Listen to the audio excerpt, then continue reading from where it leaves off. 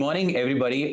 Today we have Patricia. I've known Patricia for almost few years now. I think 6 or 7 years. We worked together in Luna. She's based out of Singapore, and she got 15 years of experience in within market research, and she's a consumer insight professional as well. I happened to get in touch with her for this very first podcast with Patricia.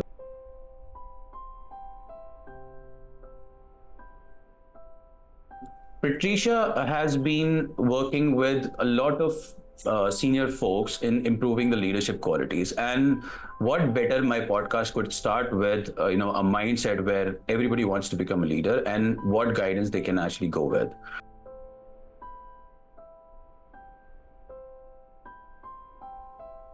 Hi, Ankesh. It's a real pleasure to be on this podcast, and what more, one of the first episodes to be start.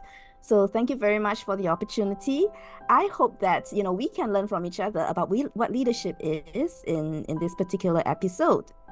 Thank you so much, Patricia, for joining me on this very first podcast. And as we have been talking about a lot on leadership skills and leadership strengths, I think over a period of time we have seen there are a lot of changes that has happened with us as well. We worked together in Luna back those days, and we know what challenges people used to face. What you have actually seen over a period of time from the colleagues around the world, or you whosoever you meet, what kind of basic challenges that they face?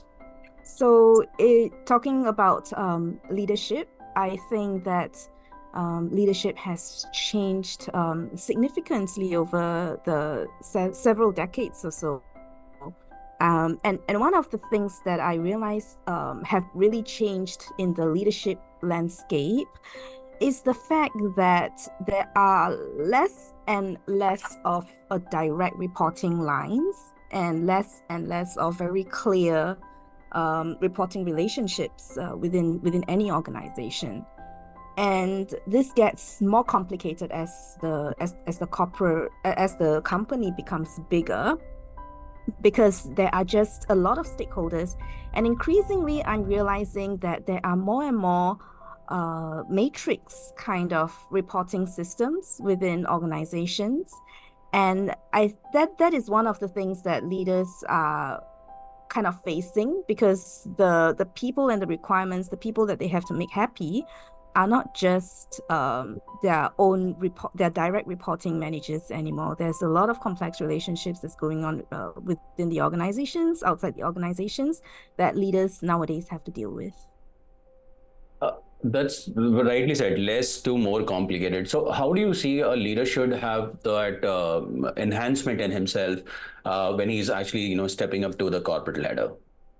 How do we know whether a leader is enhancing himself to step up into the into the corporate role? Well, uh, there are a lot of leaders that I have seen, many leaders, right? I know, like, traditionally we see people getting into roles that are managing roles because of their technical capabilities. A lot of times people are getting really, really great at what they're doing. Then for them is like, what is the next level? And naturally, their leaders or their managers will say, that's the natural progression. You start to lead a team, you start to teach people your technical skills, you start to manage people and develop people. I think that there is a very different skill set between technicals and people management. So the leadership enhancement for a lot of people who are making this jump would be that we have to shift from technicals to people focused, and that is a very different change in mindset. And I see a lot of people really struggle with this because they are not taught how to do it. And the problem is that a lot of people know that they are supposed to work on that way, but I think a lot of people also kind of miss the mark on how exactly they're supposed to do that. That's right. I mean, and I think as a leader, fostering loyalty becomes evident, and for that you really need to love your people. But again, giving them some technical skills, because I've been talking to a lot of resources or junior team who get into reporting into senior leadership, and they always tend to say that there's no learning curve into it. And I think somewhere they don't go restless. They don't speak much about to their leaders.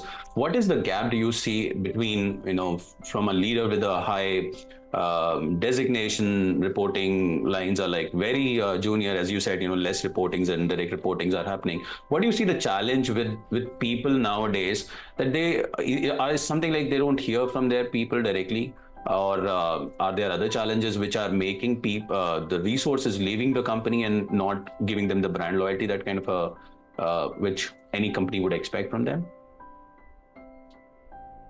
So that there are a few questions in that. So I think the loyalty part of things is kind of probably a separate topic, but then the fact about, you know,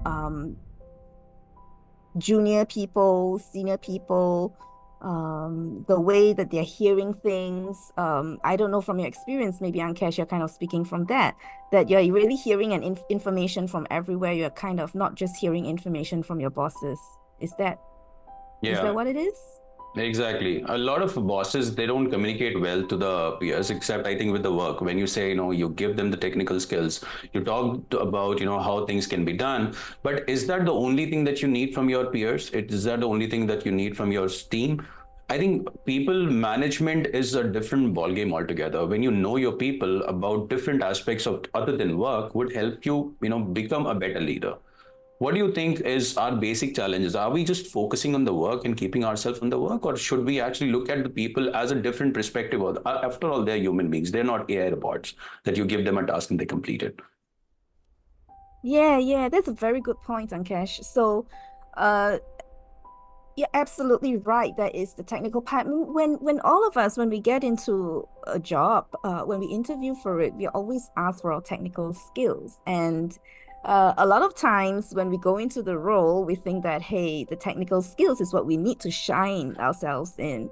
And I have seen so many times that there are very absolutely, capable people who don't know how to sell themselves, or they don't know how to manage relationships, that they kind of lose out. So there's a saying that goes, it's not the intelligent people who wins the game, right? That is the element of likability, the element of social intelligence that helps you win at work.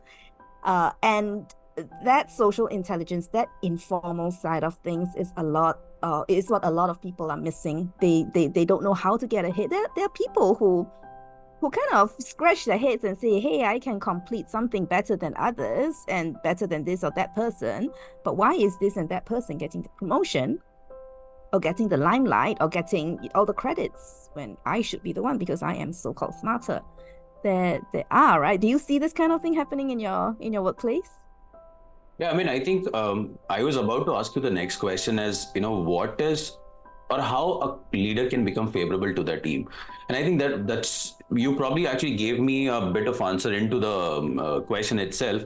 A lot of times when I see people talking to senior folks, they're kind of restricted by a lot of thoughts. Probably, should I talk to him?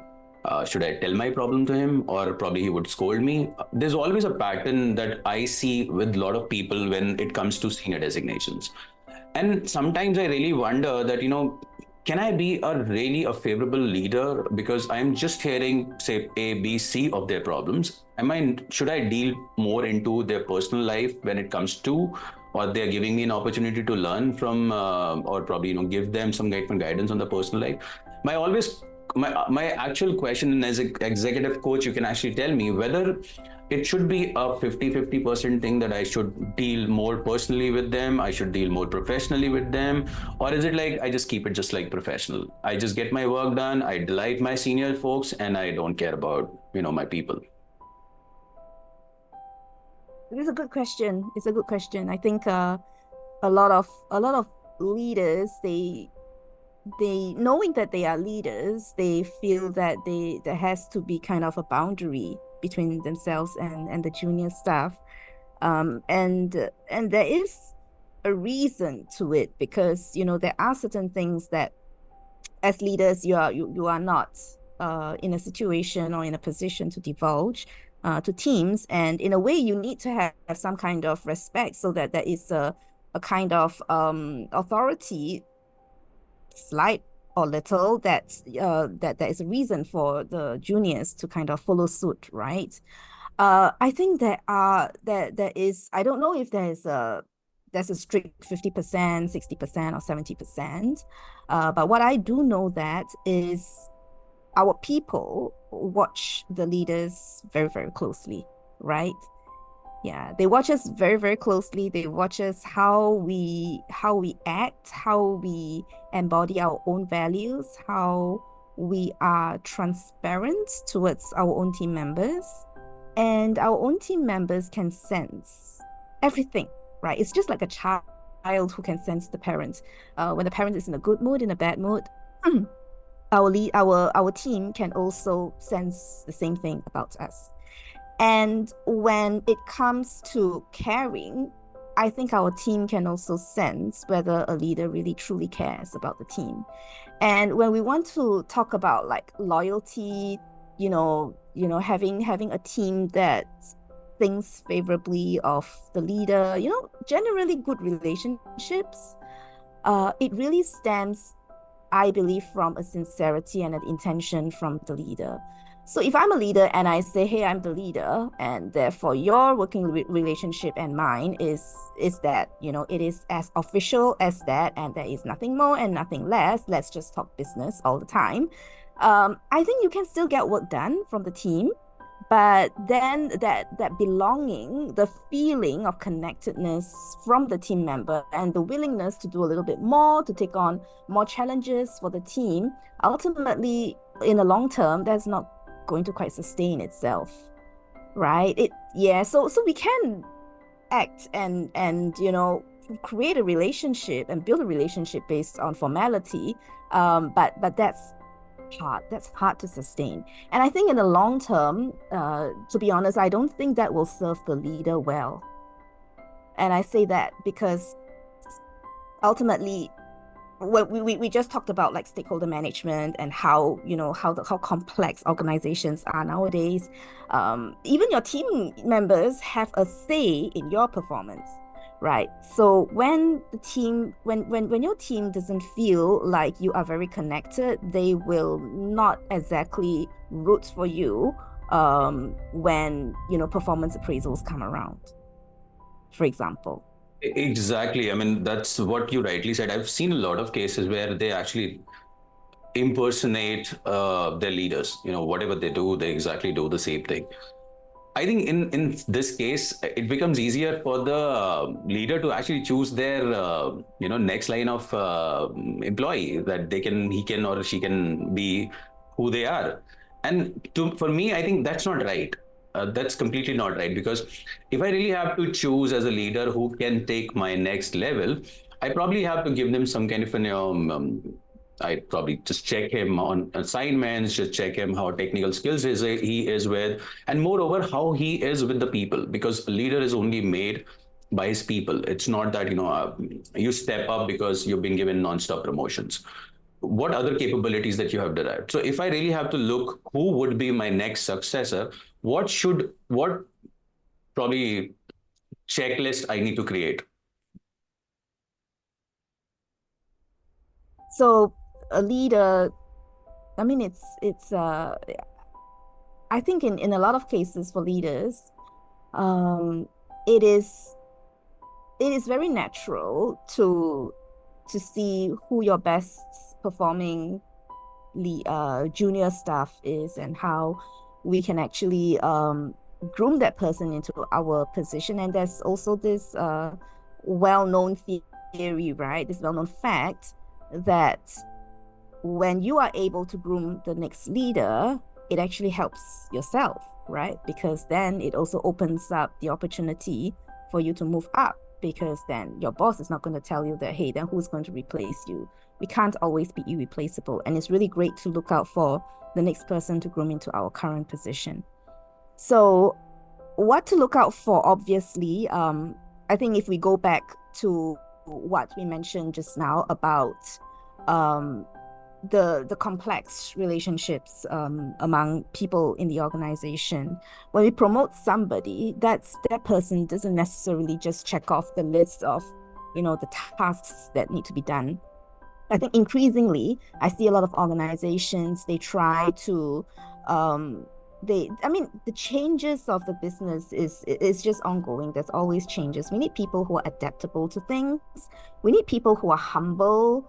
We need people who are able to kind of foresee and be able to make stakeholders happy, be able to build strong relationships. These are the people who tend to be promoted. And even if it is not the direct manager who sees the quality in that team leader, a lot of people in the company could see that and advocate for that particular person. So if I were to kind of give an advice to, generally any individual contributor, I would say that work on your personal branding, work on your own values, your own contribution, right? Know how you are value adding to the team. You will be able to justify to your leaders, you'll be justified to anyone in the company who has the decision-making skill to speak for you in the room, right? Behind closed doors where you're not there. That is how you can try to strive for yourself to become the next leader. And for leaders who are looking out for people, I think that these are exactly the things that we should really be looking at as well. Yeah. I think the best part is that, adaptability and working on your values. I love that part because this is something, to be honest, I mean, I think I've been speaking to you for almost like quite some time now, and ever since I've been hearing from you is all about how we should adapt ourselves. It's not that we just adapt ourselves because somebody is asking us to do that. Where are our values in this case? And that's what I've learned from the conversations that I had so far ever since we started working together. I think values makes the most of the difference. Now, considering Patricia. It's an environment where you cannot control everybody and each one of you in the team because half of the people might be working from home. How does a leader should actually ensure that the task is getting done, but at the same time, but there's a continuous engagement with the people that working from home by far. So probably somebody's living like in another city or in another state. How would they be able to communicate and ensure that things are getting done, but at the same time the relationship is not getting impacted and they are able to judge or understand their people well? Yeah, that's tough, right? So I mean, when before COVID, we would have been able to meet people face to face. Even hiring would have been done face to face most of the time. And I think that the integrity and the strength of a person's character also takes time for us to see, through working on difficult projects, through working on tight timeline projects. You get to see whether you can trust somebody for delivering what he or she is supposed to deliver. And you put this person in a remote situation, you don't see this person, and you can trust that this person gets work done. The challenge is ever since COVID sets in, we have not only do we have to interview people online, we also have to just, base our judgment on whatever is online, and we have to work with this person online and trust that this person is going to do things. So, I mean, in the past, I have heard of people who, kind of switch on the computer with their screen, with their team members and work together, you know, throughout the day, just having that online thing going on in the background in the laptop. I think that I've heard of that before, and I don't know whether you have, but it isn't exactly the best use of anyone, and it's kind of restrictive, and the kind of mistrust, the kind of signal of mistrust that it sends to employees isn't exactly healthy. So I would say that there has to be a trust that goes on. We have to know who are the people that we're working with, right?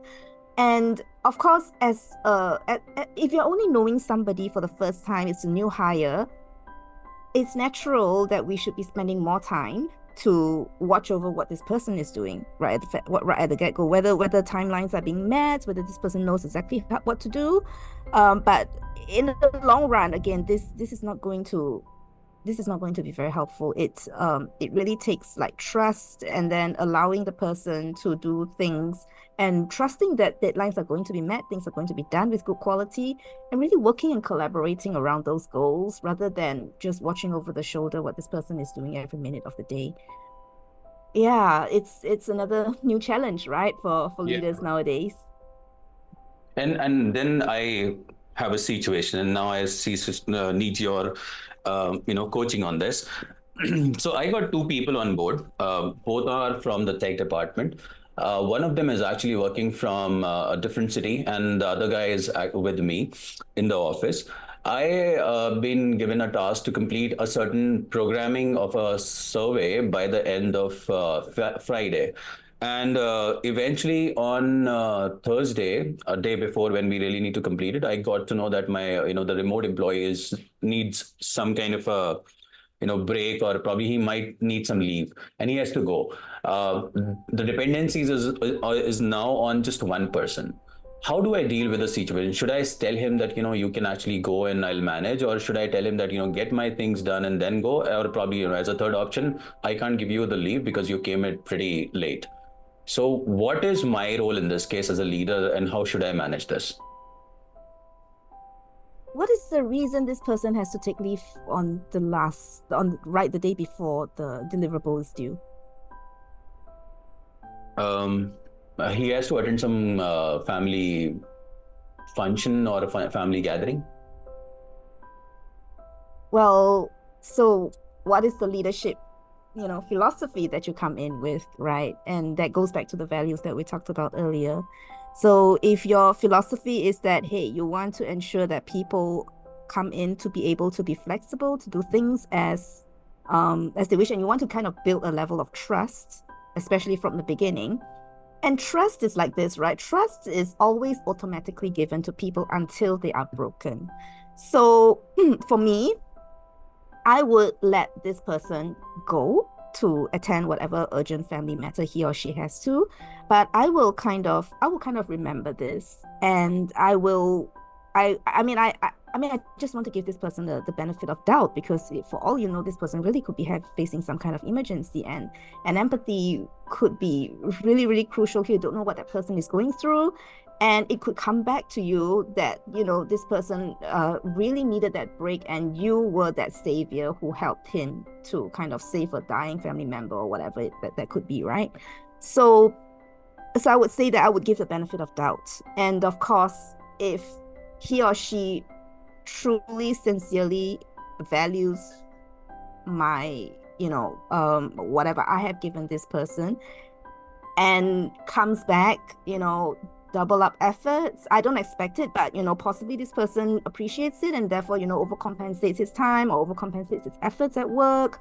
Then I would know that, okay, I probably have done this person a huge favor, and this philosophy would work for this person, right? This person is probably trustworthy.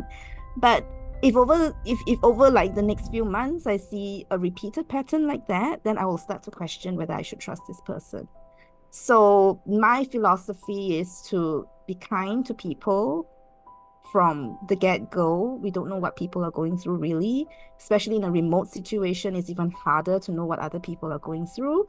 But at the same time, of course, business is business. We still have deliverables to send out. We still have resources, right? That are limited. So yeah, I would still ensure that business is still done.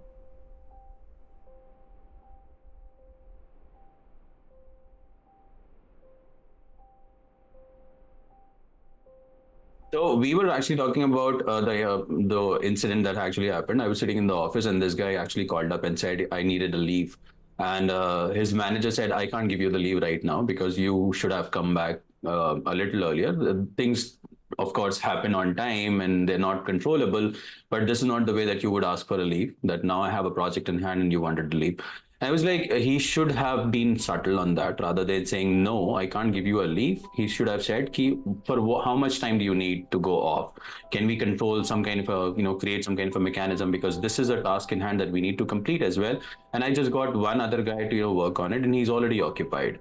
Rather than saying no to the leave, he should have been, a much better leader, a much better conversationalist, and could have ended with a resolution where both the parties would have been happy. That's what I believed in. And when I was hearing you out, I thought that, whenever I make certain decisions, it is based on my experience, and specifically I want my people to be happy. For me, client can only be happy if my internal stakeholders are happy. So I always believe that, external stakeholders and internal stakeholders both are important. And to make them, you don't have to juggle around that, let me make my external stakeholders happy. I don't care about my internal stakeholders, because it's like, demand and supply. If you have a demand, you don't have a supply, you would not able to, finish this up. If you have the demand, if you don't have the demand, you have ample amount of supply, it would still not work. So for me, both the customers are equally important. And that's exactly what you said, be kind, understand the benefit of doubt thing. You have to be adaptable, you have to understand the requirements, be just human. And that's when I Yeah. realized that a lot of conversation we are having are just in line with what leadership changes needs to happen. You cannot be a leader with very firm attitude that, this is who I am, I will be who I am, I will not change. I don't believe that, somebody would come to my room to shake my hand and I will not go. I would not greet him. I would not show the gratitude. That's not what a leader is. Leader should go and thank every day to his team members that thank you for being there, because today I am because of you. That's who you made me today. And I wanted to improve myself, but also ensuring that I improve you as well. So there are few things that let's work together. Might be, we improve ourselves together. I just ensured things happen. And when things happen, you should take the credit first, not me, because it is you who have done it. That's what I Yeah. believed in. You were actually talking about it. You actually came up with all those values that I keep on inheriting in myself. If I make a mistake, then again, I re-go and rethink about those things. How can I make things better? And should I just say sorry and move on, or should I say let's sit down and make things better? Let's say, these are few things that we have done it. Let's say these are few things where I was wrong, you were right, but let's make things better. And that's exactly how the relationship works. Either it is personal or professional, it doesn't matter. The relationship Yeah. matters the most. Exactly, exactly. That human element in it, right? Traditionally, we've known that leadership, traditionally, we respect authority, we respect people in positions, and increasingly, like what I mentioned, right? You can't depend on your position and your authority so much anymore. I mean, I have seen cases where your own direct reporting manager could go and ask your peers, your clients, your team, the people that are reporting into you, the appraisal and their comments and working relationship and experience working with you. So everybody kind of has a say in our own performance. It's not just just your boss anymore. So the mindset then needs to change that, hey, this is my authority and the client needs this, therefore you cannot go on your leave. That's not quite going to cut it anymore. So the question that I have you like Ankesh, because you came up with this scenario, right? And it's a real scenario and it's great to work on that. So how young or how old is I mean into the management is this particular person, leader? Um, so he recently got married. So, leader is, I think, in his late 30s, His and late 30s. the employee is in his early 30s. I mean, age difference Yeah. doesn't, but again, the fact is, you also mentioned in our previous conversation that we impersonate a leader. If I am doing certain things in an X way, I want people to do that in an X way as well. No, that's not a leader is. I mean, I would probably condemn that. If I'm doing certain things in an X way, I am like old enough to not change myself. whereas there is an X plus one, where there are elements to it, and I should learn from them. As a leader, even if I say, no, I have become leader because of my 21 years of experience, I may not know tons of stuff. When I see my Gen Z or Gen Alphas, they know a few things, much better than I do. Just for an example, I don't know Instagram in depth, but Gen Zs know them, know it pretty well. They know exactly how to operate. They know exactly how to be on there. And when it comes to technology, they're far better resources than anybody else. So if I know this guy is going on a leave, but I know he knows his work, he knows how to if I would probably take 2 hours, he may get it done in 30 minutes. So let's give him that 1.5 hours to enjoy himself and come back. If he cannot, then I'll help him out. And that's how I would Yeah. ensure that he stays happy, my work stays happy, and my client stays happy, and I keep getting the work from the client and keep involving him. So that's how it is. I mean, the second thing which I have been hearing from lot, not just recent thing, but people wanted to learn. They're not just restricted by the bookish knowledge that they get. There are tons of materials on the internet. They go and learn, and they wanted to explore, but those kind of opportunities don't pop up too often every now and then. But I think as a leader, and that's totally my belief, that as a leader, that you need to learn along with them, because if you wanted to give them certain tasks which are outdated, they would probably complete it in, say, 10-15 minutes. There's no learning. They would probably end up leaving the organization, and they could be your valuable resources. So how do you ensure that things are getting in the place? It's the learning factor. It's the education that both of you need to get. He Yeah. is doing something, you don't know that, then equip yourself with those same education, the same learnings as he do, so that you can talk to them in the same direction. um, at this level, I generally ensure that I get myself close to Gen Zs, because there's a lot of learning that I can actually do from them. And I've actually learned, I mean, just not Instagram. I've been with on LinkedIn for years now, but until I think last couple of years, I actually know how I can use LinkedIn overall.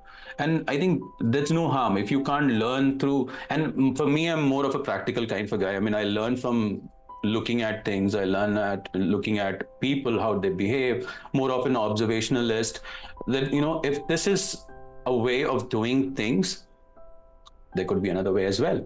How about exploring that? So more of an exploration happens, and this is where I keep improving on a lot of things. I am not 100% leader. I'm not a very good leader. I don't think that I've achieved everything. I am not 100% in any case. That's a learning curve. As my hair grow gray, I'll probably be learning more. Yeah, exactly. And that's exactly the attitude, right? So we also touched on this. The world is changing so quickly. There are a lot of outdated ways of doing things by now. And market research, the industry that both of us are in, it is one of the most exposed industries to AI and technology changes in the world.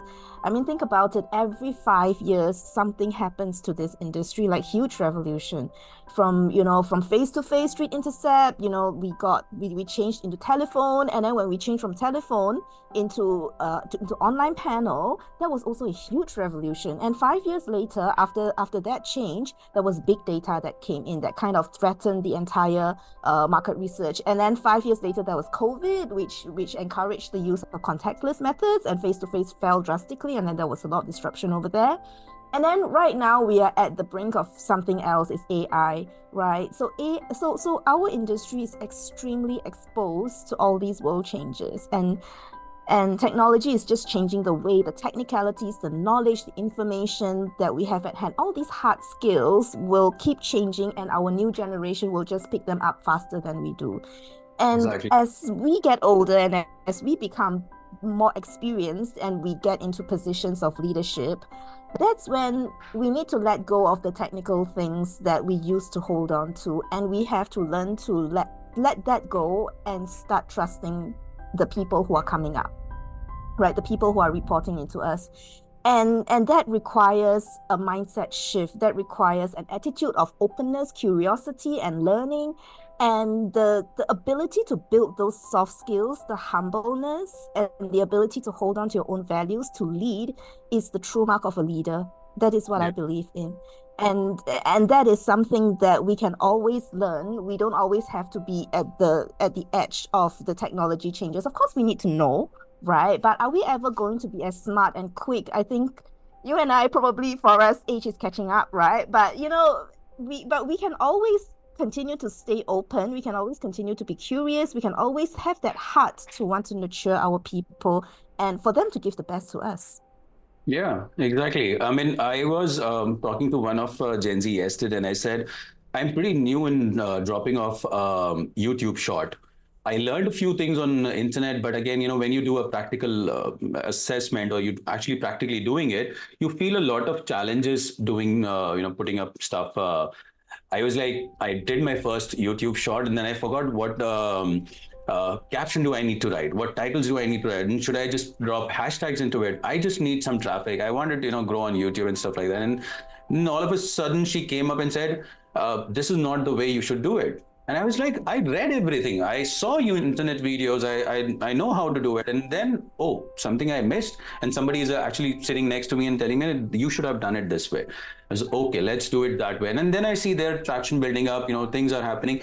So there's always a learning curve. I would not say that, again, as I said, I am not 100% accurate. I am not the right guy. I might not be the right person, but there's always something that I'm keep myself updating. I'm learning, and when I learn, I let people also learn. So when I got to know a lot of people saying that I don't know what is my career line in market research, should I actually go? Every other industry is facing the same issues with the people. It is not just our own industry. It is a dynamic environment. Things are rapidly changing, as you said. Within our industry, things from face to face to online, and now contactless, cookies are going off, and we are still approaching a lot of respondents. Technology is changing the world big time, and that's everywhere in the same any other industry. People are getting laying off 2% to 11% because technology is taking care of them, or probably there could be other reasons as well. You still need to ensure that even if you have limited amount of people and you know exactly how good they can be, you have to respect their association with you within the company. It doesn't matter that they are giving their services and we are paying them. It is again mutually discussed on the commercial side. What is on the humanitarian side? You have Mm. been given money, which doesn't mean they are your servants because they're serving you. That's not the word anymore works. And that's what Gen Zs are teaching you. That's what I believe they know exactly. Just I don't care. I mean, if it's not working, I leave the organization, look for something else. They're like very independent. I love the jazzy part of it. I love the excitement into it. And then I sometimes think that, I can't miss them. I can't let them go off to somebody else. They are precious. You have to take care of them. And this is where your leadership skill would help you out. And when you actually mention, how to foster team loyalty into it, this is where, you being good, you being bad, you playing both the cop side works. Benefit of doubt is definitely there because you cannot let everything happen against you. Your business jeopardizes because you're too much into the people, and then people would take you for granted. That also should not happen. A leadership skill should cover all the values that you mentioned. All the characters that you mentioned. These should be there, including everything, and which is where I guess the podcast started with the fact that I would interview you, but I think most of the part you interviewed me in the second part. So it's more of a talk than just a podcast thing. But yeah, I mean, I mean, thank you so much. it's good because you are the host, and I like to hear where you come from, what you're really interested in, because you as a host, you would be attracting the people who are like you, and me knowing you, I will know how to kind of answer and formulate.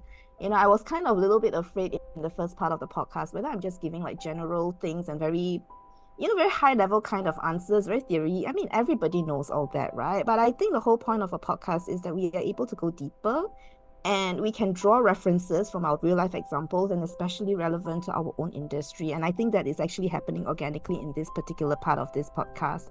And Yeah. that's actually awesome, right? Yeah. And I wanted to comment on the loyalty part of things. That loyalty is also changing, right? We talked about like, people in the past who are loyal to the company, they want to stay in the company for the rest of their lives. It's like our fathers, grandfathers era. And it's been changing so rapidly now. People just hop jobs. And to be honest, you know, even nowadays, we are seeing companies just lay off people just like that, right? Google, our tech companies, Amazon, Facebook and all. Employees have stopped being loyal to companies for a while, but more and more, it's also the other way. Companies have stopped being loyal to employees too. So it's Yeah. to me, I just see like the world is changing in a way that everybody is just like it's a free world. It's a free world. If values and compatibility they match, they match. If not, then bye bye. We don't have to kind of work together anymore. The kind of authority driven uh that kind of concept, it just doesn't work anymore. So when you talked about loyalty, right, how do we drive team loyalty? To me, I don't think any employee really cares so much about loyalty to the company. I think a lot of employees nowadays will think, what's in it for me? What's in it for me, right? If you can give me blah blah blah that I look for, then yes, I will be loyal to you. Because I mean, at the end of the day, nowadays it's just like that. Yeah, this exactly is happening. I mean, you're right, bang on the target. The fact is, when you talk to these guys, they said, you're giving me the salary, I'm giving you my services. What else am I actually getting? For employer, it is like, I'm giving you the salary. That is what we have discussed. This is an X amount for you for doing Y work. That's how it is. Then there's nothing, beyond we are actually thinking. I remember my good old days with Luna. Um, there were courses which are being awarded to you that you can actually go and do a Microsoft certification, you can go and do this, you can do it, and that is on the cost of the company. It is not that you have to pay out of your pocket. But I think today we got tons of courses, and we just simply recommend that you go and do that. The second thing which I feel the challenge, Patricia, most of the time, that I see people as employers, they just fill in people. They don't understand what a headcount could be. Do you actually need so many people under your belt, or you just need the right people under your belt? And when you actually fill in everybody, the mutual understanding gets finished. There's no mutual understanding anymore, because they know they have come for a job, they know that they've been hired for a job. If there is no job, you'll probably lay them off. If there is a job, you'll probably keep them for a while. But when you hire the right resource, give them the right education, give him the right caliber, give him the right capacity, he can be your, go-to guy for the future trends, future challenges, future dynamics you would not know of. And not necessarily, um, if you don't have a plan. So if I don't have a plan that I need 14 people or 15 people, when I need to fill them up, you probably be ending up finishing your own goals of your company or vision of your company. I think it would not last for more than 2 years or 3 years. At certain point of time, you'll finish that up, because now you're filling up people just because current situation demands those many. But have you actually thought what it could be in the future? 2018, 2019, 2020, nobody knew that COVID would hit and everything would be at a stagnant position, and then a lot of people would be laid off.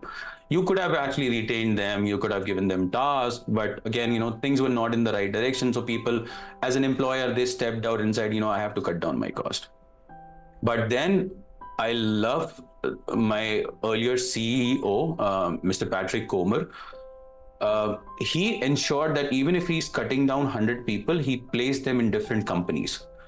And whosoever is not getting placed, he re-recruited them, onboarded them the next month. He is a kind of a leader that you should go after. He is a leader who understands what your people needs.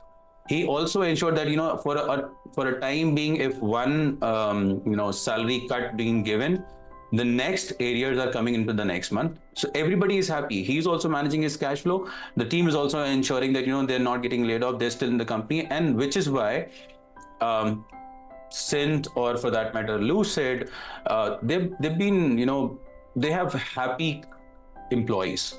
I think they understand their employees well, which is why they are there. And this looks, I mean, when I look at people there who have been there for like 7, 8 years and how happy they are, I love them. I mean, I love the kind of um, leadership qualities that the senior folks are having and how they are actually ensuring.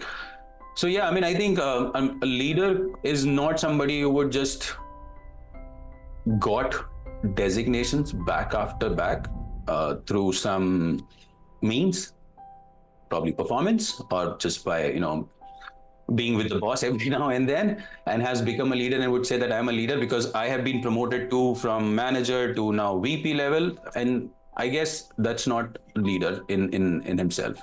Leader has to be somebody who is like humble, as you mentioned. He needs to be adaptable. He creates strong relationship with everybody.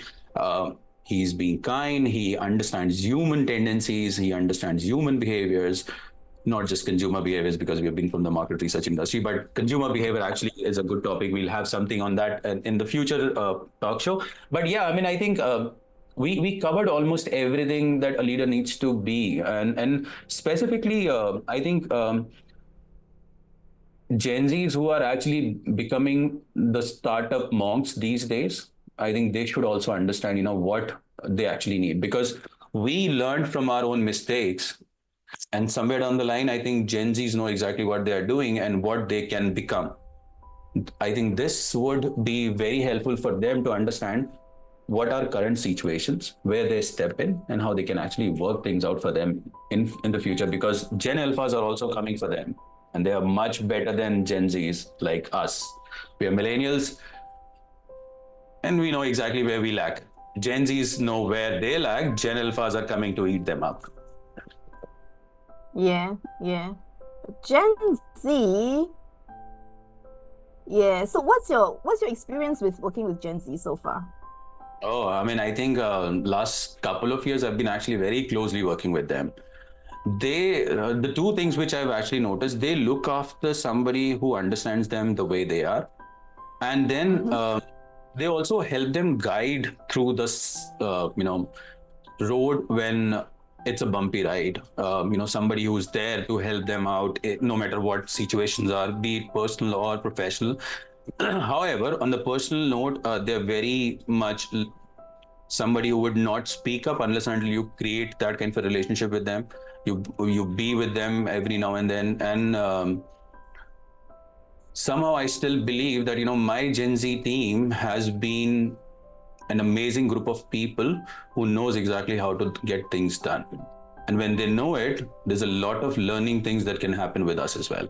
I know certain things can be done in the next way, as I mentioned earlier. They know that can be done as an X plus one. So always hear them out. Always know exactly what perspective they're bringing onto the table and onto the board. I think they can be far better leaders in future. But as I said, what they know, alphas may know better than they do. So everybody needs to be stepping up to be there. Let's not be the baby boomers anymore. We should, go ahead with the technology. We should be somewhere along with the technology, with the changing revolution, whatever is happening. Just be evolved with that. Yeah, yeah. The Gen Zs are an upcoming group of people that I think are definitely going to be better than us. They are the first generation that starts to they are the first generation born into the world of technology, right? Or people always been connected with each other, and that explains what you said about them having great solution, great tech knowledge, and that's what we can really kind of hang on to. And the other thing also is that Gen Zs are a bunch of people who are quite into self-development, I find.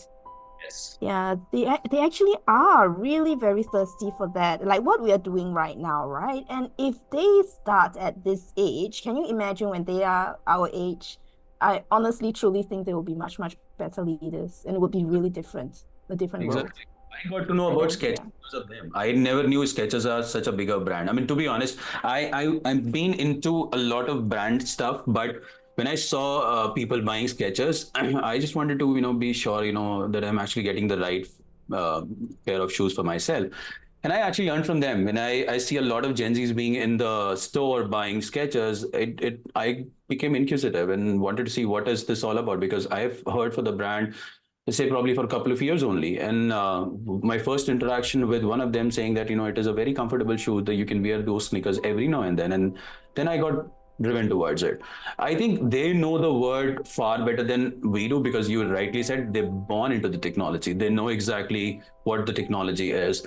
The things which we don't know. I was actually struggling to set up the meetings today with teams, and my daughters helped me out with that. And I was like, okay, I'm learning from them as well. Eventually, Microsoft didn't work, and Zoom came into my rescue. But yeah, I mean, I think they're far better than us. They know exactly how things work, and what can be those challenges that they can overcome, and they're coming up with solutions. Patricia, I mean, I've seen them come. They always come up with solution. It's like the problem is there, they know of it, and the solution's right here, just with a click of a button. You just speak to them and they'll give you the solution. Now, whether that solution is right or wrong is something that you probably have to check, considering the business situation you're into. But yeah, I mean, open, vocal, and I love them. Awesome, awesome. Great, great. Thank you so much, Patricia. Yeah. So we had a conversation around a lot of leadership qualities, and it has been an engaging podcast so far. I think you guys have learned from it. And in case you have any direct question, details of Patricia are down under the description. You can actually reach out to her directly, or you can drop us your questions in the comments, or can reach out to me as well, and I can connect you with Patricia directly so that you can get your answers directly from her. Anything that you need, you know where to reach me out. I am right there with my numbers and available next to you. Have a blessed week ahead, a day ahead, and wherever you are, stay blessed. Thank you so much.